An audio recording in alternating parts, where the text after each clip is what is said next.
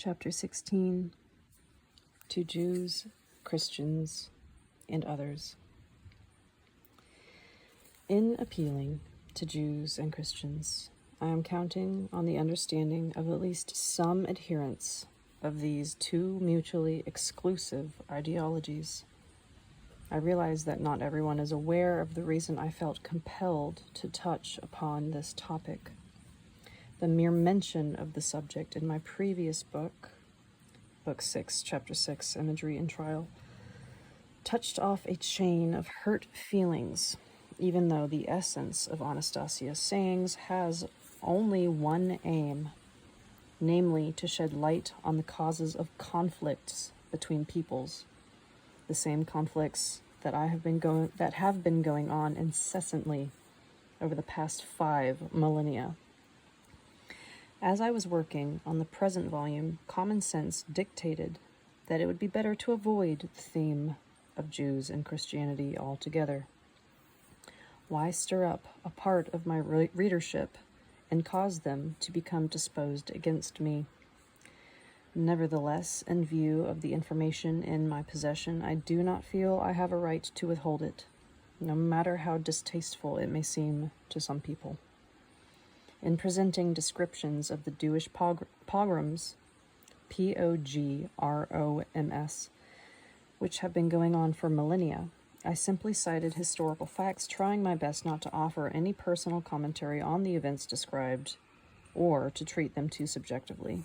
My only goal here is to try to prevent yet another large-scale pogrom against Jews, which could take place simultaneously in several countries. Such a pogrom could conceivably be significantly greater in scope than that unleashed during the era of Nazi Germany. In fact, it is almost inevitable. Only one thing can prevent it: a sufficient understanding of the causes of previous pogroms, along with corresponding actions to remove these causes. I shall try not to resort to the statements made by the recluses of the Siberian taiga, Anastasia and her grandfather, even though they carry more and more weight with me personally with each passing year. Since others might interpret them as sheer invention, I shall endeavor to draw proofs simply from well-known facts, or facts which can be easily attested by anybody who wishes to.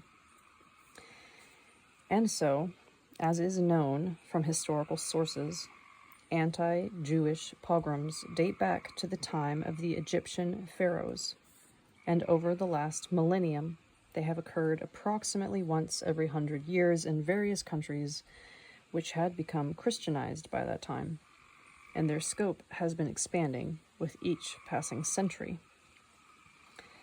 The last large-scale attempt to annihilate the Jews occurred in Nazi Germany from 1939 to 1945. Jews were burned in concentration camp ovens, shot execution style, and poisoned with gas. Various sources estimate the number of Jews exterminated during this time to be in the neighborhood of 6 million. The regularity of recurring events connected with the extermination of the Jewish populations of various countries over more than 1 millennium clearly and convincingly attests to the existence of certain causes behind these events. At the same time, somebody has been attempting to carefully conceal the true causes. The mass media, the press, radio, and TV, have been painstakingly trying to avoid this most contentious issue. It only takes a single mention in the media to provoke accusations of inciting racial hatred.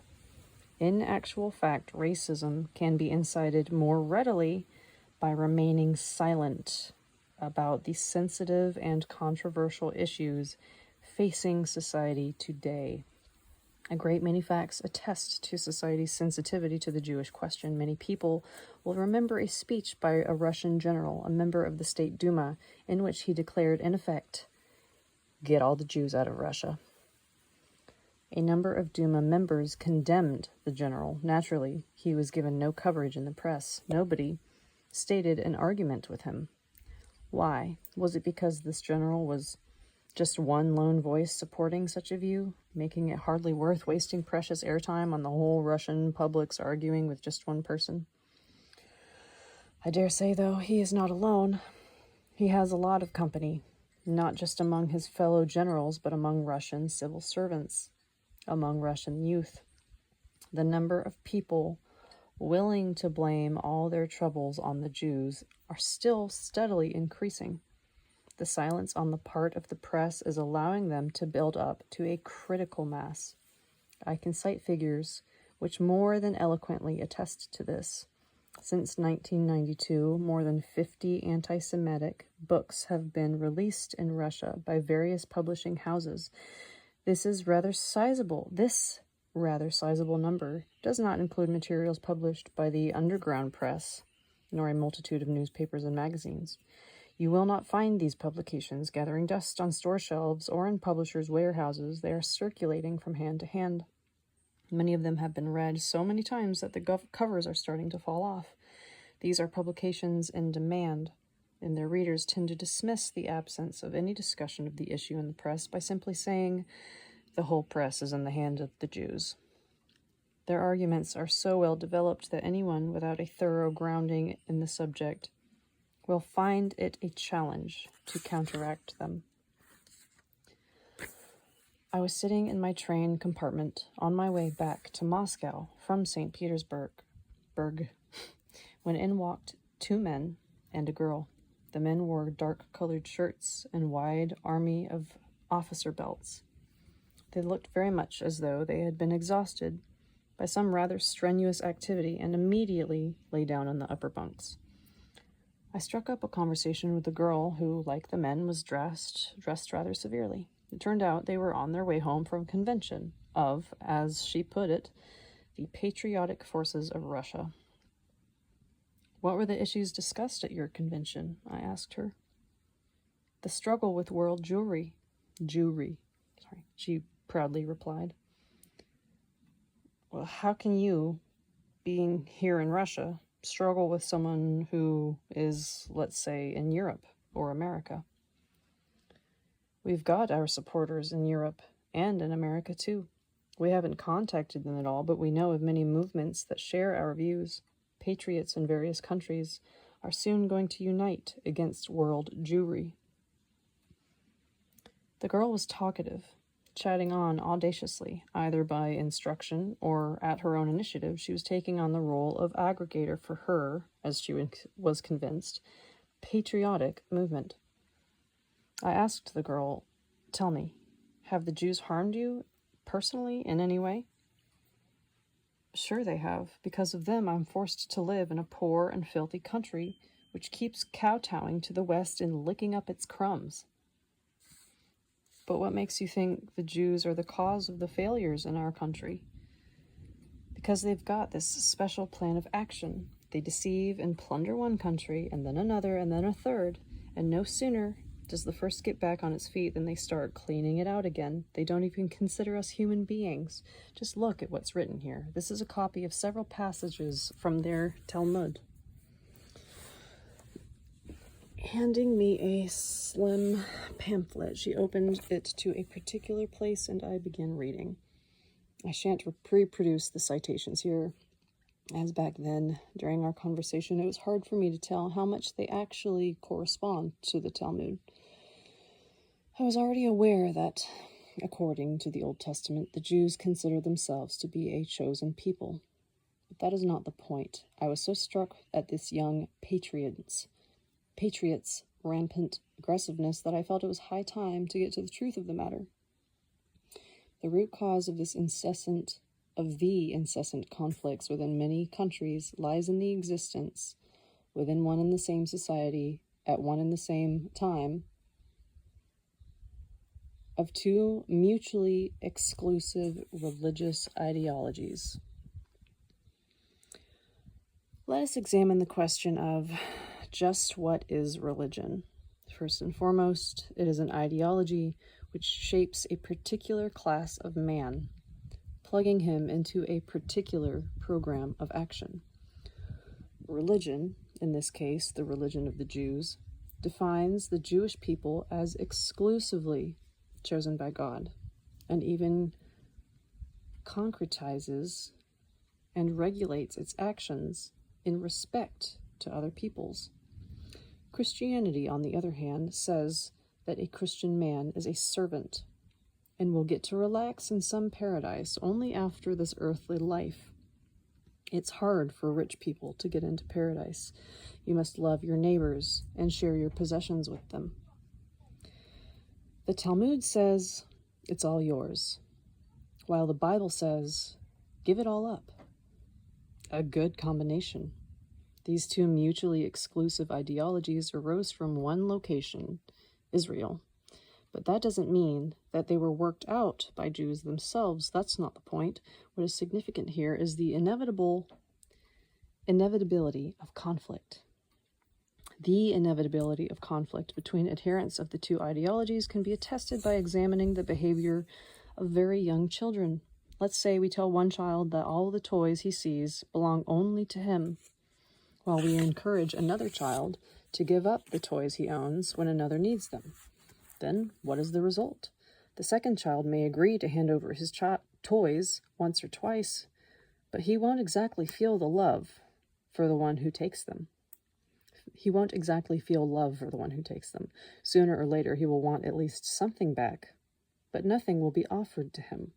As a result, he will either start crying or try to use force. And so it turns out that two differing ideologies may serve to facilitate conflict, even between children as yet unborn. In a case like this, nationality doesn't even come into the question. You could turn all the ethnic Jews into Christians and all the Slavic peoples into practicing Jews and still get the very same conflicts. It is not nationalities that are constantly warring with each other, but different ideologies exploiting nationality for their own purposes. We have heard even very cultured and enlightened people warn us from time to time about the necessity of a tolerant attitude toward different faiths. The State Duma has adopted a law punishing those inciting ethnic or religious hatred. On TV, we see leaders of different denominational groups getting together to participate in secular government receptions. It all gives the appearance of something good, proper, and normal, but it does absolutely nothing to reduce extremism. We still keep seeing placards with inflammatory slogans saying, "Kill them." And we still hear reports on people setting off explosions at non-profit organizations. So what is going on? It's all quite simple. The situation cannot be changed simply by eloquent words and appeals. To the contrary, such words only serve to conceal the real state of affairs and make it worse. It remains concealed, waiting for the 0 hour to explode and destroy the state. Let's show a tolerant attitude toward all faiths. Let's indeed. I myself, like any other, I think, have nothing against a tolerant attitude. But what happens then with the faiths themselves? This is what happens. Each of them tries with all their might to become as strong as possible and attract to their ranks the greatest possible number of followers. Finally, once they think they have achieved a sufficiently solid power base, two ideologies inevitably find themselves on a collision course, as is clearly confirmed by the history of incessant conflicts in the world. But over the course of many centuries, mankind, as though pre-programmed, continues to make the same mistakes over and over again. Did the priests know about this? The ones who created the two ideologies? Yes, they knew. How could they not know? These people who are capable of exercising a psychological influence on millions of people in various countries all over the world, capable of pre-programming human beings. Was their aim really to make the Jewish people happy by telling them that they were chosen? History shows quite a different motivation. Over the centuries, Jewish people have been used as a throwaway card or a scapegoat, serving as a shield to divert people's attention from those who are playing their own little game, using both Jews and Christians as pawns in a simple chess match. This kind of pre-programming causes only suffering to both parties. You can see for yourselves where all of this is leading today. The world is witnessing an ever greater accumulation of aggressive energy. Conflict continues between Israel and Palestine. With their military technology and American support, Israel can occupy Palestine land and subject the inhabitants to its own demands, but this is by no means favorable to the development of mutual respect between the two neighboring peoples. Quite the opposite. The amount of aggressive energy directed at the Jews is sharply rising throughout the Muslim world. This energy will inevitably find its outlet, including incessant acts of terrorism on both Israeli and American territory. But it is not just the Israeli-Palestinian conflict that is at play here. More and more inhabitants of our planet are realizing that the current path of development of global civilization is headed for a dead end. People are being devoured by AIDS, drugs, crime, and technological disasters. The overwhelming majority of Earth's inhabitants are deprived of the opportunity to consume food that will not harm their health, to drink clean, uncontaminated water, and to breathe pure, unpolluted air. But what if these masses of people were to acquire information about the true cause of social and technological disasters? What if leaders appeared who could show them the true instigators of this depressing global situation and expose their game, their aim, and their tricks? This and this alone is what the world ideologists are afraid of. It is for this reason, in an attempt to shield themselves from universal human outrage, that they keep tossing out again and again this time-tested card, namely the Jews. You bet, they're to blame for everything. Down with them. Angry masses launch attacks on Jews indiscriminately. That is what has been going on over and over again throughout the ages.